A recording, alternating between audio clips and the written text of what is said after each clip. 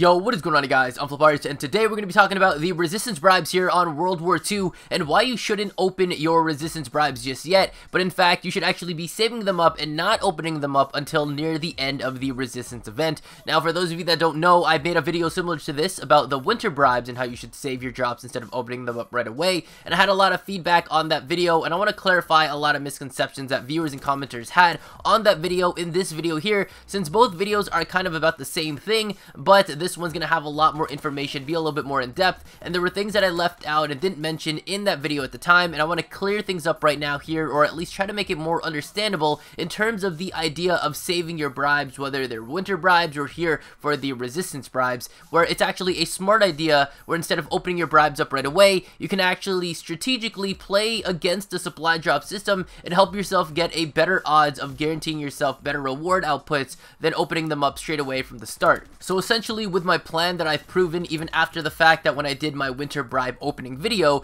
the results clearly showed that among the several bribes I was able to obtain throughout the Winter Siege event, a majority of my winter bribe drops were in fact actually epics and heroics. So with that said, let me give you guys the rundown on why you don't want to open your resistance bribes right now, and why you guys should actually be waiting for near the end of the event, and how saving them will give you guys a better output than opening up right away, like you may do with your regular supply drops or your resistance supply drops. First, we need to know the difference between a resistance supply drop and a resistance bribe. A resistance supply drop will pay you out with one guaranteed resistance event item, but it won't guarantee that that item that you get won't be a duplicate of something you've had before. Now, a resistance bribe, however, will pay you out with 3 guaranteed resistance event items, and will guarantee that those 3 will not be duplicates. So by knowing these two simple things, we can actually start to move on. The strategy in saving your resistance bribes is simple. By saving your resistance bribes for the end of the event or near the end of the event, we can increase the chances of you pulling off something that you would more likely want in the epic or heroic tiers.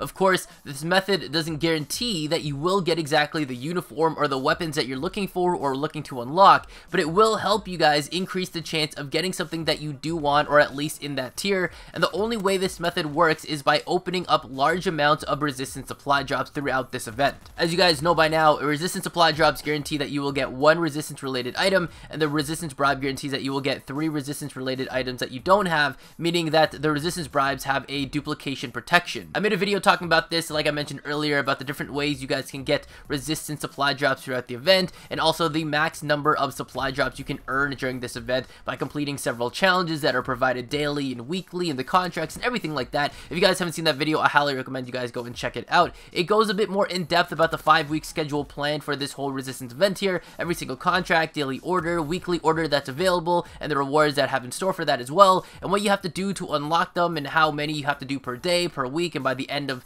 all 5 weeks combined. But for the sake of this video and not spoiling that video, let's just say that the number is well over 250 plus resistance supply drops that you guys can earn by the end of the 5 weeks, and by playing your multiplayer matches, you can actually increase that number depending on how much you play by so much more, giving you guys opportunities to earn resistance supply drops to the 300, 350 to even 400 resistance supply drop range. So back to my strategy, you guys want to save your resistance bribes and open up only your resistance supply drops all the way to the end of the event. The reason again for this is because resistance supply drops are not duplicated protected, which means you could open up 10 resistance supply drops, for example, and with each resistance supply drop guaranteeing you guys 1 resistance related item, you will earn 10 resistance related items. But again, these are not duplicated protected specifically, unlike the bribe version of it. You could get really lucky and have 0 out of 10 items that are duplicated, which means you guys got 10 out of 10 unique resistance supply drop items from those drops. Or you could be somewhat unlucky and have 5 or 6 out of the 10 items be duplicates,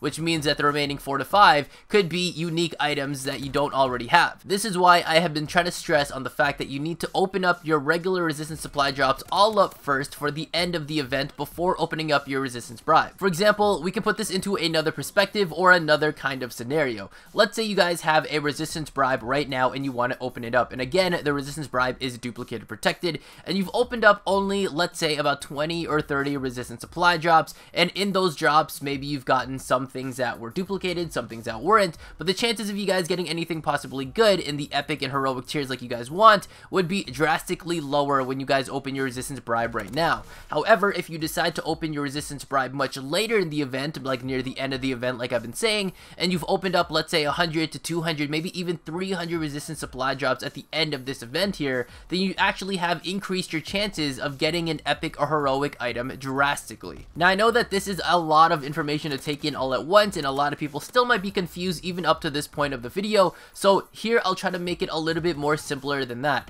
The reason I don't want you guys to open up your resistance bribes is because you can manipulate the resistance supply drop system into giving you guys better chances to get better items. If you guys open up your resistance bribes when you guys have a lot of resistance items still locked, which you guys can just check by going through all the different things that are in the resistance items and the resistance tabs, like the calling cards, the emblems, the character helmets, uniforms, emotes, weapons, and etc., you'll be pulling 3 guaranteed non-duplicated items for all the items you haven't unlocked, which in this case could be a lot, meaning you would most likely unlock things that are commons and rares instead of getting things what you really want, like the epics and heroics. But by opening up your bribes later and further near the end of the event, like I've been mentioning throughout this video, you should have most likely towards that point have opened up a reasonable amount of resistance supply drops. So if you guys are like an average player and you guys don't get to play all the time, hopefully you guys have managed to at that time open up around 150 to 250 resistance supply drops. If you guys play a lot like myself, you guys might be able to push towards 300 to 350 resistance supply drops.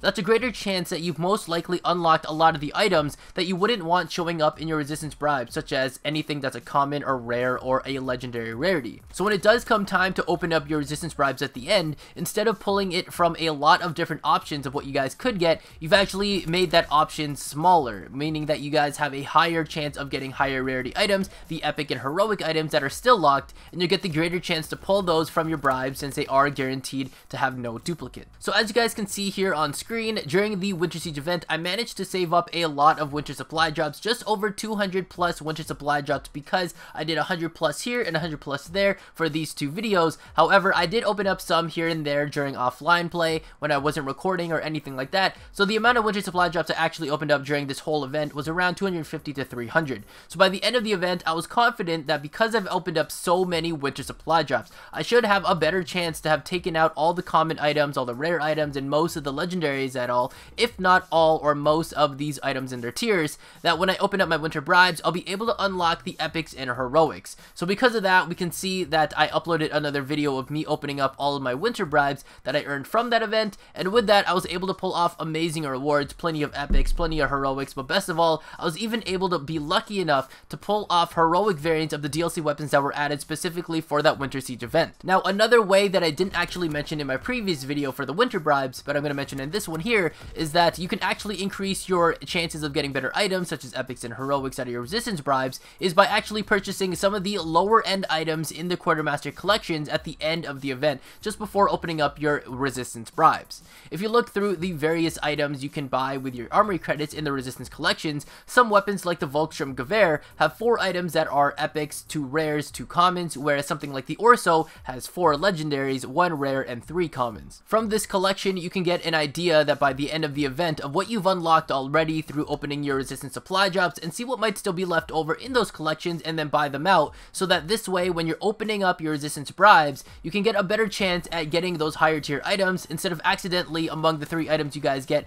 from your dupe protected resistance bribe, that one of them ends up being a common or rare or a legendary. It could be one of them, it could be both, or it could be all 3, which would be actually really sad. So with that said, save up any and all resistance bribes that you guys get or already have during and throughout this event, as tempting as it may be to try and fight against the RNG supply drop game and hope you guys get something good. Even if you're feeling really lucky that particular day, don't fall for the pressure. Save your bribes, open up your regular resistance supply drops. You guys won't believe how many times I've seen people open up their resistance bribes in the headquarters only to get 3 commons or 2 commons and a rare, or just 1 legendary and 2 commons, and in my head, I can only imagine them saying, damn, this game really sucks, guaranteed non-duplicated supply drops, yeah, right. So, play it right, play it smart, save your resistance bribes, open up your resistance supply drops when you can, and then at the end of the event, also see what is left that you guys can purchase with your armory credits in those resistance collections. Thank you guys so much for watching today's video. Shout out to the notification squad. If you guys want a chance to feature in the next video, all you gotta do is type hashtag notification squad or hashtag FlipArtz squad down in the comments below. If you guys enjoyed this video, remember to drop a like, subscribe if you guys haven't already, turn on notifications by hitting the bell icon down below, and follow me on Twitter to stay up to date on everything going on regarding my videos, my channel, my streams, and me. Thank you guys again for watching, and I'll catch you guys next time. So, later days, and peace out.